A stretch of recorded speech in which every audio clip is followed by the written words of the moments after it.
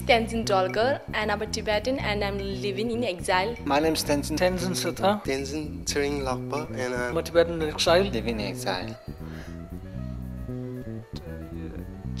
My name is Tenzin Pema and I'm a Tibetan living in exile. My actual name is actually Tashi Dorji. That's what my father tells me. There was a tragedy in my family where I lost my sibling. Many of my well-wishers thought that I won't survive. I kind of cheated death, so they gave me a name. Tenzin means who's gonna retain the Buddhism, like the Buddhahood. That is why, because His Holiness has given the name, so you get a part of his name. From where the Tenzin comes from is from him, so it's more like we're all his children. If I say chewing, they'll say as if it's a chewing gum or what like that.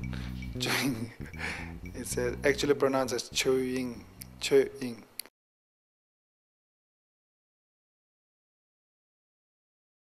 I was born in Tibet, the capital city of Tibet, Lhasa. In Kurupra. I was actually born in Bailakupi. I just came to India by, crossing the Himalaya mountain. I don't have an idea of that time. I was 4 years old. It takes almost 128 days to reach to Nepal. I didn't know anything about.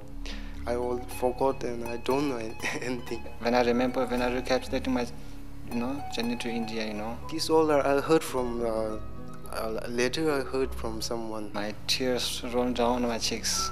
So I don't want to recapitulate all these moments. It's really painful for me. So I never think about this. My parents decided that they wanted to give me good education. I was like, what do you call it? The kind of boyish kind. Yeah, tomboy. So they sent me to Kunor. It's an Anglo-Indian school founded by Robert Staines. We watch a Kung Fu from the movie, right? So we do Kung Fu. Ha ha ha, we do Tragic death, he fell off a horse and died. One girl for me, okay? And all the boys will come, okay? And I'm the only single, okay? And I fight. And I founded a school and get thrown out of a horse. They flatter, okay? Oh, you're so good fighter, okay? Then I boost up and then I will fight more and more. Initially, I think there was horse racing. And we had quite a lot of Tibetans there, and they were really surprised, seeing an Oriental in the class, We kind of, bonded really well. But nobody looked at us differently. The only thing... when you are different, you have a feeling you'll be discriminated, and the feeling is there. The very feeling kind of haunts you. But apart from that, that was what I took away from the school, the bonding and the Tibetanness and everything that came, because just, being away from all of it actually brings you closer to something. So I think that's what happened for a lot of us. But after completing my school, I never been there. I wish to go back, but I told him before that I hate traveling. That's why I never been.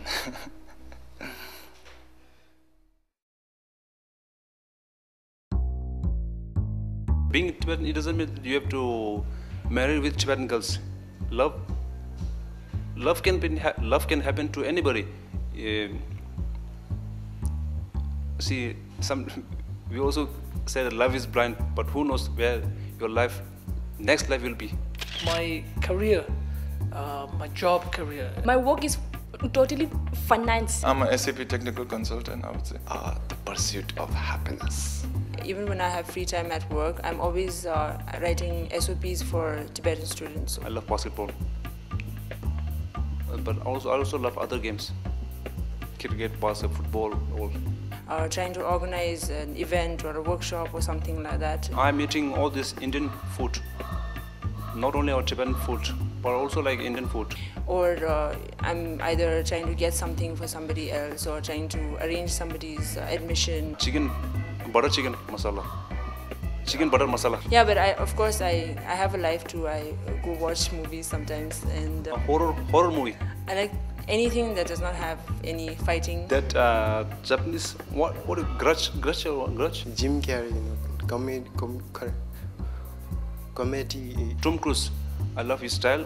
I love the way he is dressed. I used to go around with my grandmother. I think that's how it is for Tibetan refugees.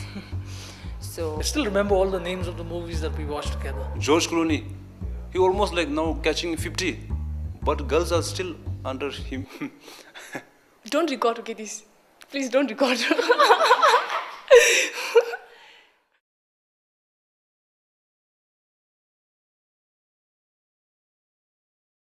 I feel, I'm a homeless person, because, because of the political reason I'm homeless. Thing is, what I'm concerned about the people who are staying in Tibet. We have home, but we don't have right to do what we like. The problem is genocide. So tomorrow, when you have your grandchildren, it's going to be like, that was Tibetan culture. It's extinct, no more. Our own identity and culture will be extinguished. There's a lot of propaganda that's going on, not only for the outside world, but also within for the Chinese people themselves. Tiananmen Square, right? You remember that time? Everyone knows, right, what has happened. The Chinese government is telling the Chinese people that this is what the Tibetans are doing. They're terrorists, they're this, they're that, they're separatists, whatever you want to tell them. They say it's a peaceful liberation of the Tibetan people, which I don't believe, because I've seen videos of it, and I'm also, told first-hand experience by my grandparents. It was not peaceful. There's a lot of people who died. The situation we are facing not only happened to us, but also happens to India, like Bangladesh, like Vietnam, like Thailand. They also gone through what we are facing today. In Lhasa right now, there's about 2:1. 2 Tibetans to 1 Chinese. They've been trying to flood Tibet with at least the major cities where there is some sort of development taking place. They're taking up all the jobs. They're taking the best real estate business, the high-end jobs, leaving all the rest, for the poor Tibetan people, the small ones. The Tibetans basically live in the slums of the city. All they have done is put a little bit of touch up to the modernization by setting up discos and brothels and getting the young Tibetan to divert their mind. You have a set areas that the Chinese government is going to take you to, so they have their own propaganda team, and then they're just going to take you to those areas, and you're going to see all happy, smiling family, laughing people, and then you come back thinking everything is fine in Tibet. That's why we are living in other country. So for that, I believe, it's exile, because suppose if actually we have country, but we don't have right, we don't have basic human right. So that that's why we are we came to India and tried to settle here and all. So we used to say we are living in exile.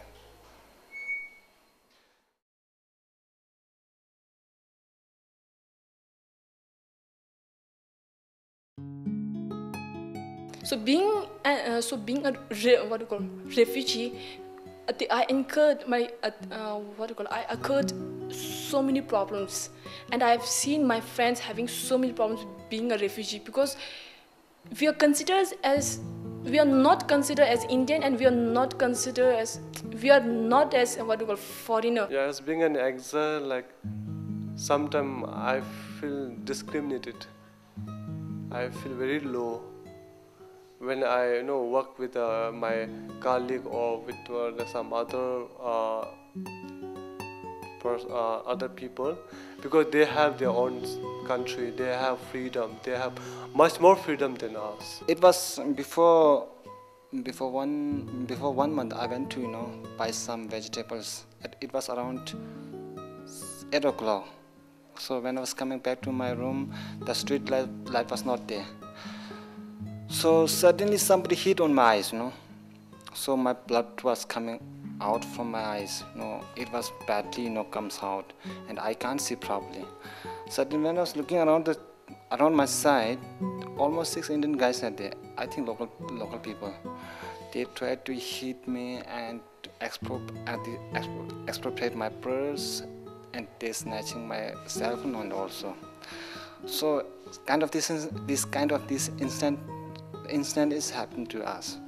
So that time what I feel is I don't have my country. That's why I have to go under such instant. So I feel sad. When I was in Tibet, I can speak the native language, native language. So now it has been more than 12 to 1 decade. So I forgot the native language. I can't talk with them.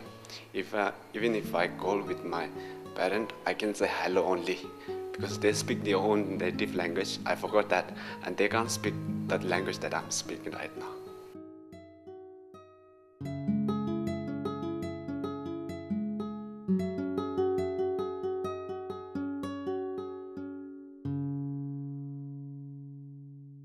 What I feel is a real solution is like, spread the awareness among the Chinese, because they are the one who can change things. If not us, they are the one who can change things. We've gathered momentum when we were protesting, and we were on the cover of every news channel in Beijing, pre the Beijing Olympics. Post that, everything is, been silent. Each and every individual have, responsibility to fight for Tibet freedom. Fight for Tibet freedom means we have to bring guns and all. It's not like that. Fight for freedom, suppose like me, I'm a student.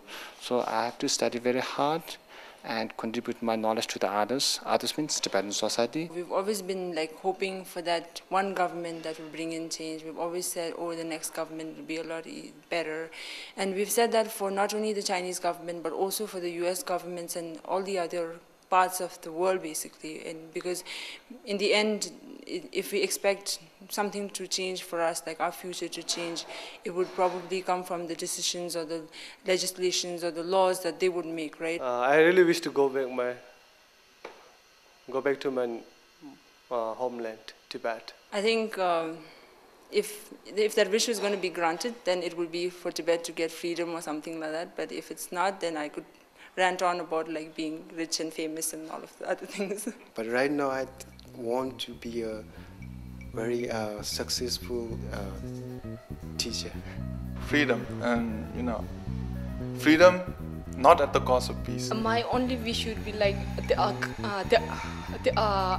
country freedoms get back. The world goes back to how it was, where money is not the most important thing. To go back to once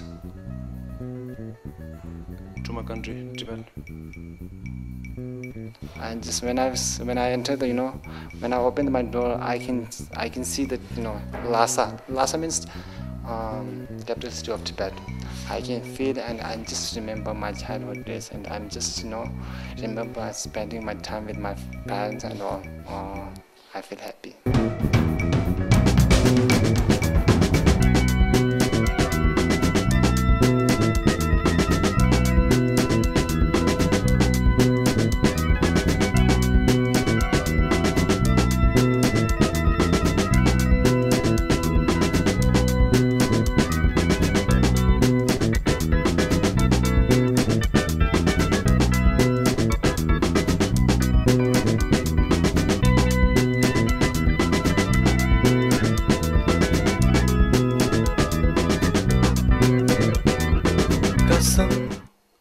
कसम है कसम से हमको प्यार है सिर्फ तुमसे.